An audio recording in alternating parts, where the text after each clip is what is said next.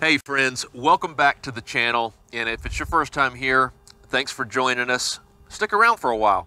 So this is a follow-up from our last video, which I'll have a link up there in regards to the whole concrete debacle and getting the shop prepared for the two-post lift install. Pretty excited that it's done. It's in. It is. Yeah. But before we show it to you, we gotta take a trip. A trip? A trip. Back in time. Oh!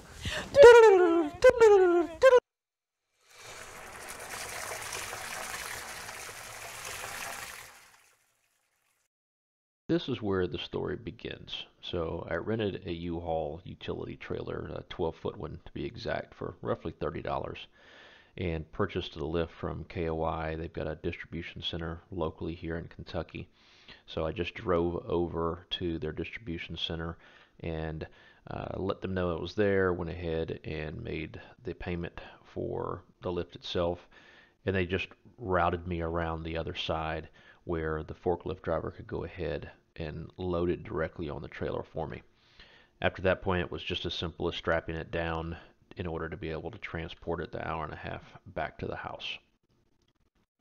By the time I got back home that evening, it had already started to get dark, with Dana nursing her broken toe still, and knowing that my friend Sam was going to be there first thing in the morning at the same time of having to return the U-Haul trailer. It was going to be a solo mission that night to get everything unloaded and put where it's supposed to be. I realized after starting to get everything done that I completely forgot to take pictures of them together, but the columns were actually bolted on top of one another using a steel cage, and you had to take the bolts off, remove the steel cage, and then from that point I used furniture dollies in order to roll the columns onto them and then push them down the trailer to get them to a point where I could use the engine hoist to lift up one end, allow me to get enough momentum to get the rest of it off the trailer and use a dolly from there. They were a pain in the ass, definitely heavy on one end, so it took some work. Furniture dollies were not made for this and not made to roll in those trailer grooves, but ultimately once I got them off the trailer, everything moved very smoothly, and as you can see, we were able to get them into the places where they were going to be for the next day. So this is where the fun begins. Sam and I started by getting both of the columns upright and marking the square center on the first pad. Now I'll call out real quickly, there was one step that I failed to do when unloading these the night prior that actually created more work for me later on in the stall, but I will make sure I point that out a little bit later. As you see here, I'm using the level to make sure that the columns are fully squared, level on both sides. Titan does a great job of actually including shims with their kits. So it really comes down to determining how many you need, because they stack on top of one another, just thin sheets of metal, and whether it's the backside or the sides themselves that is the best placement for it. So that's what Sam and I are working through right now to figure out what's the best location that we need to do in order to reach optimal square.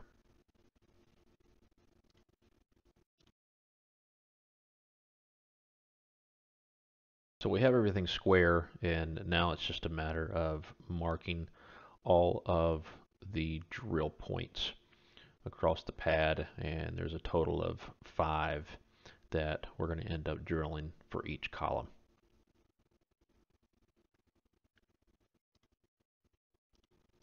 At this point, I'm going and referencing back the manual in the lift, because Titan wants you to have a minimum anchor embedment of 3 1/4 inches. So we needed to grab the anchors that came along with the kit themselves, get a total measurement of what they are to identify exactly how deep the drill needed to go in order to meet that requirement. Now that I've got the measurements for the anchor bolts, I'll go ahead and grab the hammer drill, grab a roll of painter's tape in order to mark that off on the drill bit itself. It's the best way to be able to visibly see where you need to go depth-wise compared to marking of a pin. I'll take my time measuring on the bit itself just to make sure that I know exactly where it needs to go. And then once I have the tape on, I'll go back and I'll measure again for a second time just to validate that I'm right on point. Finally, at the point of being able to bury some steel into the concrete, and I have to tell you, this was incredibly stressful for me because I knew once I start to go at this point, there is no going back. It's got to be right. And I initially thought I'd just drill each of these with the column in place. That was going to be the easiest for my nerves. But as you can see, that really wasn't going to work out, so we decided to move the column forward, go ahead and drill in each of these points. Made it a lot easier, make sure that I went in straight and calm my nerves too.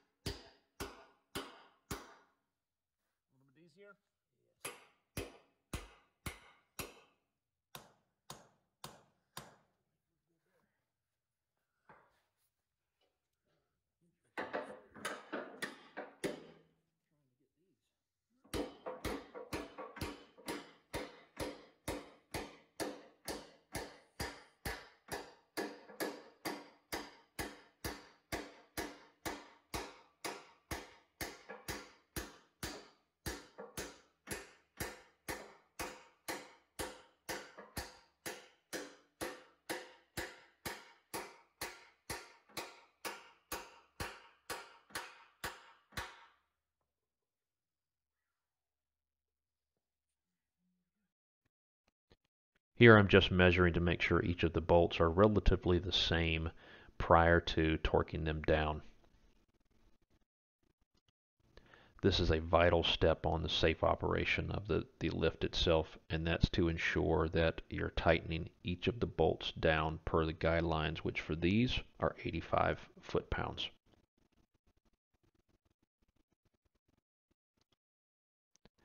So Sam and I used a chalk line tool as well as a leveling laser that we had mounted to the main post since it was already bolted down.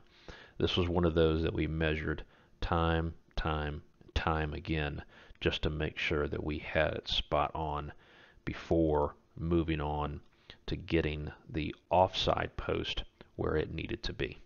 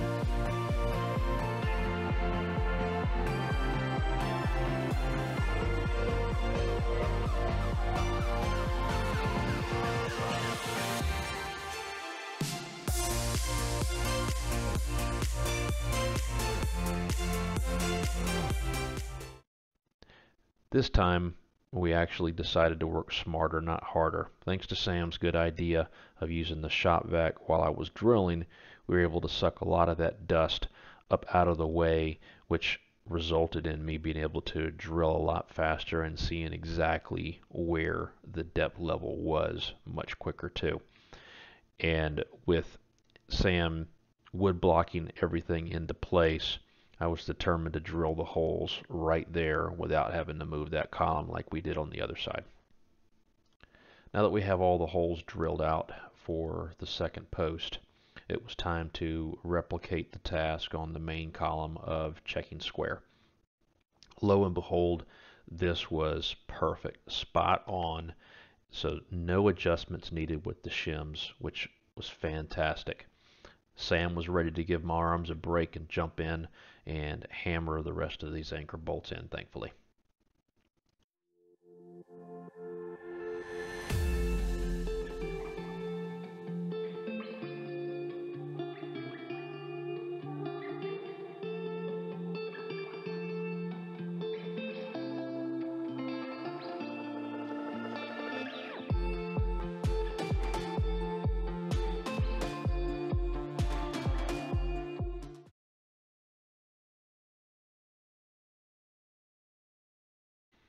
Okay, so this is what I was referring to earlier in the episode on a couple of steps that I completely missed in the manual, which I have to say was not very good to begin with.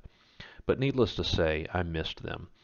And prior to putting the columns in place, you were supposed to have installed the locking pins on each of the columns and moved the carriers up into the first locking hole. Because that was not done, I needed to use, once again, the engine hoist to lift it up and into place on those locks. Had I done that initially, that would have saved a lot of time with the drilling and the hammering because the carriers wouldn't have been in the way as well. These are the equalizing cables that will run from one post down around those pulleys, under the skid plate, up over those pulleys, and then up to the mounting point that will be for each of the cables on both sides.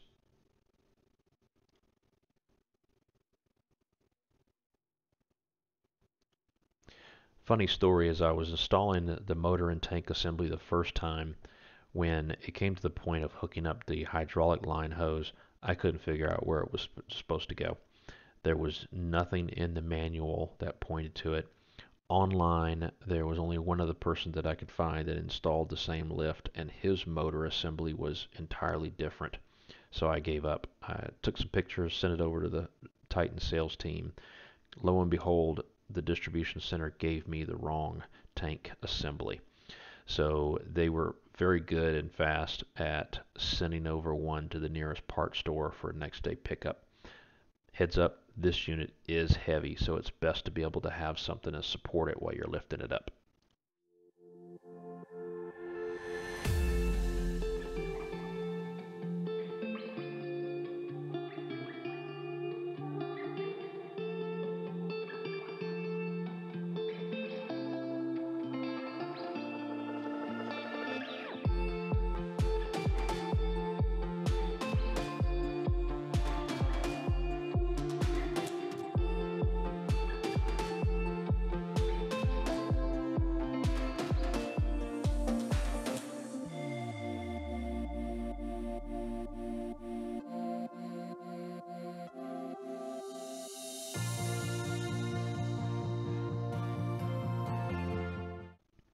Here's the correct location to install the hydraulic line that's going to run from your tank down to the base of the post itself. Once you have it screwed on, then just tighten it up with a 19mm wrench, but remember, don't over tighten it. Now this is where you're going to install the hydraulic hose to the fitting at the base of the post itself. Now you're going to have a banjo bolt as shown here, as well as 2 crush washers. You want to make sure that you have a crush washer on each side of the hydraulic line itself as you go ahead and screw and tighten it on in place. Now that you have the hydraulic line tightened up down below, you'll go ahead and grab your metal cover. It has 2 Phillips screws that are a part of the installation kit for it. Line it up to where it needs to go, and then go ahead and start to route your hose in with it. The hose can be a little bit ornery, and although it's flexible, it needs to go a certain way around those screws. The screws are not centered on the plate with each other. One is a little bit off center than the top one. So I recommend go ahead and starting the screws in with your fingers. Then once you have them in place, then you can route the hose around those particular screws to where they lie flat underneath the cover.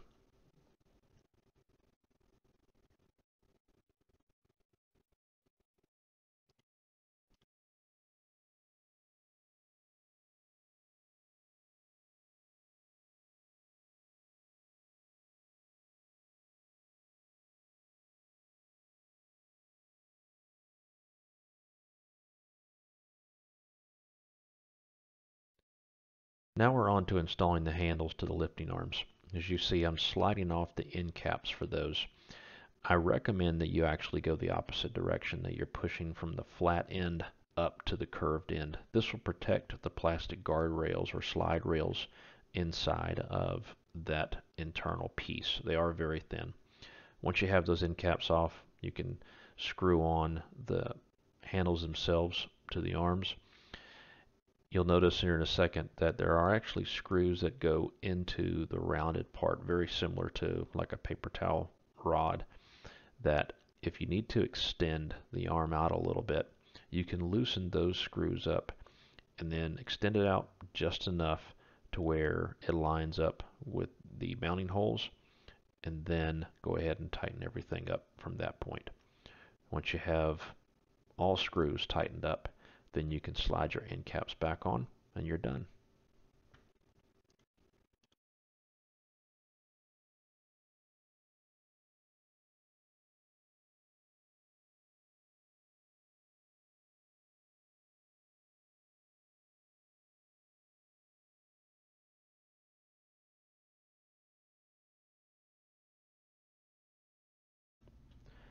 So electrical was one of the last two boxes to check prior to being able to use the lift. Recently I had my electrician out doing some work in the shop and putting in a new panel, so he was already aware that the lift was going to go in, and it was just a matter of when it was going in. I wanted to make sure this was done to code. Electrical is just not an area that I ever want to skimp with. So having him do it really gave me peace of mind. While he was taking care of the wiring side, I went ahead and filled up the hydraulic tank to ensure that that was ready to go. In the manual, it gives you several different options of fluid to use. The Titan sales rep recommended that I go with Dextron 3, so I picked up a couple of gallons of that to use.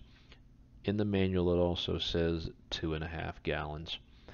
I put 2.5 gallons in, and I personally believed that it was over full. It didn't hurt anything, but I won't be adding any in for quite a while. So I recommend just going with 2, measuring, then going from there based on whether you think that it's too much. But you want to make sure that you measure when your arms are all the way down, so there is no pressure in the lines, because that will affect the amount of fluid in the tank. Time for the inaugural lift. Send it.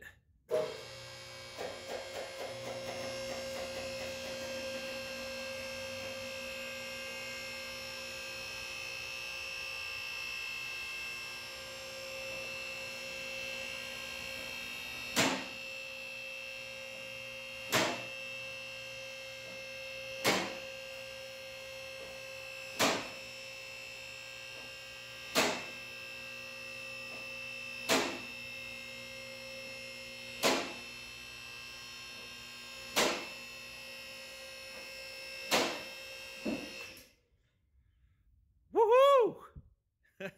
Success!